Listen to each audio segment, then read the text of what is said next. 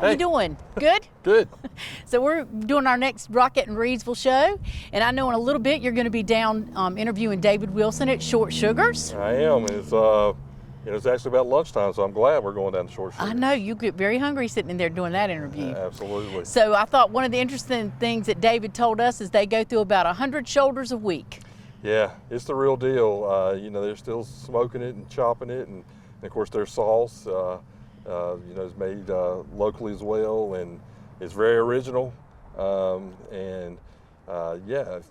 If somebody here for some reason hasn't been to Short Sugars, they need to go check it out because it's been there almost 75 years, and it's still the same good stuff. Absolutely. People come from all over to go to Short Sugars. Yeah. Make a trip to Reidsville just for Short Sugars. That's so right. That's a good thing. So we're going to talk today about our next sesquicentennial event. Still got that word down.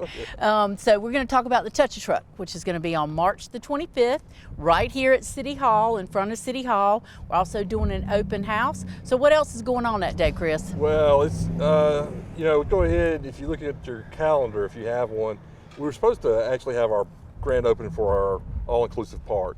And as nice as the weather's been this winter, temperature-wise, it has been super wet. Mm-hmm. If it had been cold, we'd have had more snow than they did at Lake Tahoe with 15 foot.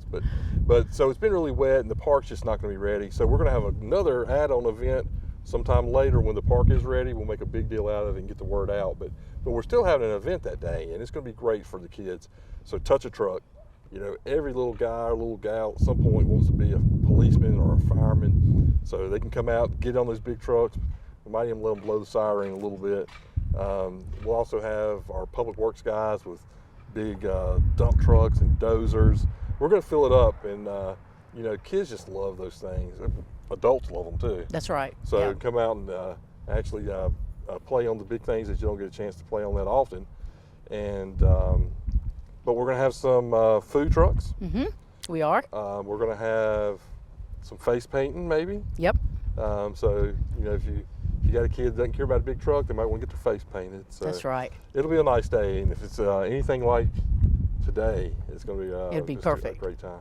So we're going to close off Moorhead Street here, also the half of the parking lot over there behind Leaf and Teller in that area. So and the time for it is from 10 until 2. Right. But also during that time we're going to have open house at the City Hall. So a lot of times people only come into City Hall to pay their bills. They don't necessarily come in here to do a tour. So this is a great time to come in. Yeah, and it's just a really great building.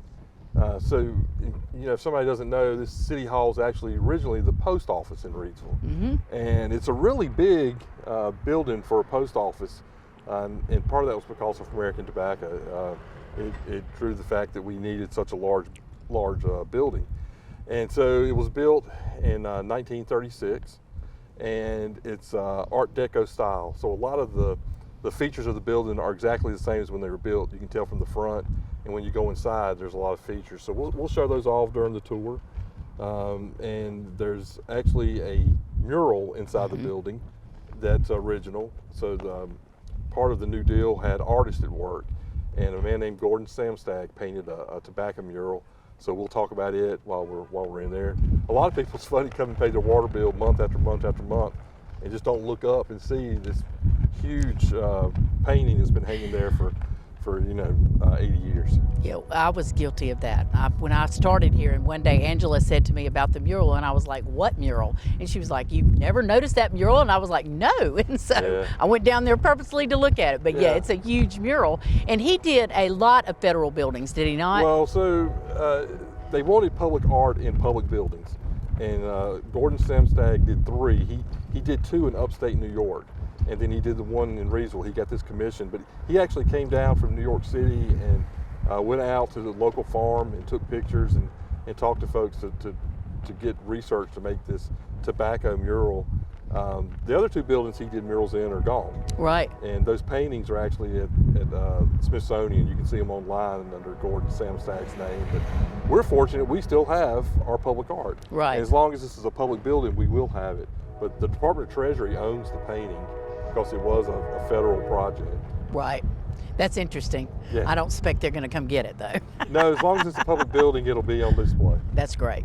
So, you know, what's really cool about this building too, I think, is the Art Deco and everything that we have outside with the eagles and the lights and all of that. So it's a great building. Yeah, they did things right back in the 30s. So it's got a lot of touches to it. It's interesting. You can walk down this one street and you see a building that's built in the 20s, completely different style. Then this building in the 30s, another completely different style.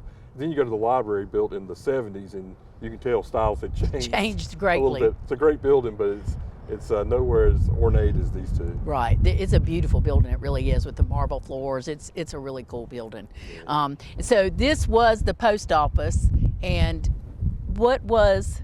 So what's the police department now is the municipal building. So all of city government was in there, and it outgrew that space. And so when the post office decided to move, to modernize, they moved a few blocks away. The city bought this building and remodeled it and made it City Hall, but that was early 80s. So we've been in here about 40 years now. And the municipal building is just the police department now.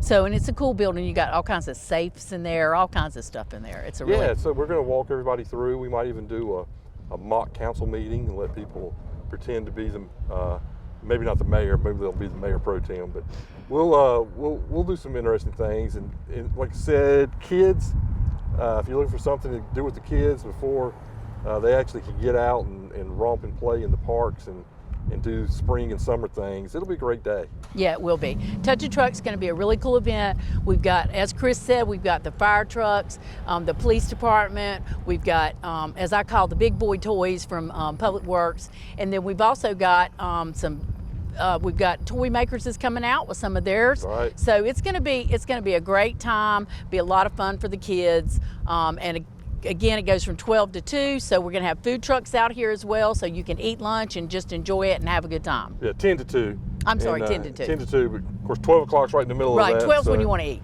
yeah, if you do want to come eat, there will be some offerings. Right, so we're looking forward to it. So again, that's on March the 25th from 10 until 2, and of course it is free of charge for Touch a Truck and all of that. So we hope you can join us. Absolutely.